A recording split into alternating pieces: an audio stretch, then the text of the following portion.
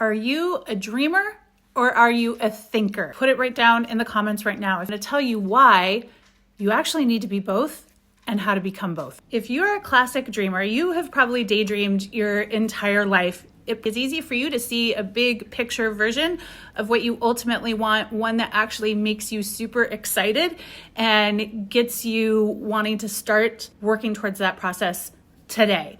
But you've probably really struggled with execution, figuring out what those next steps are to get you from where you're at today to where you ultimately want to be, living that big picture vision. If you're a dreamer, tap right now, tap the heart so I know, or put it in the comments. On the other side, if you are a thinker, you are probably very analytical. You might be a Googler, you might be a spreadsheet person. You want to mitigate your risk as much as possible.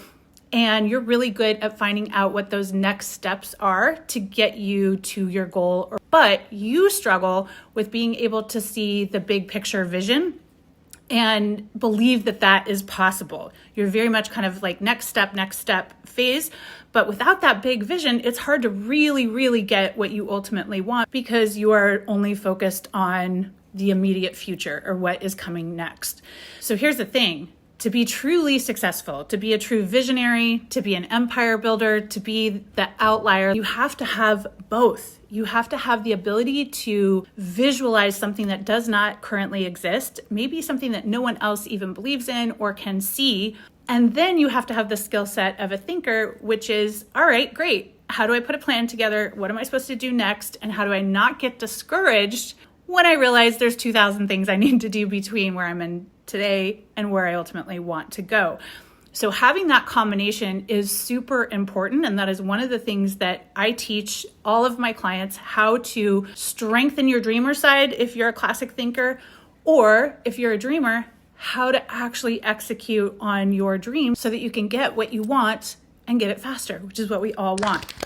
Now, how does this apply to your career or to the workplace?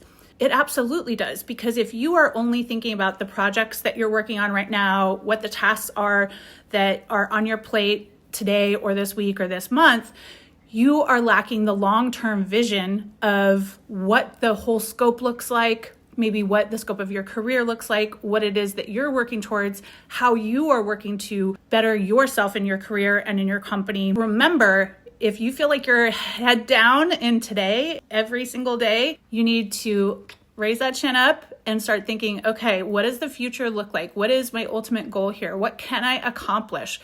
What is really exciting about if everything I worked on went well and went right and was super successful?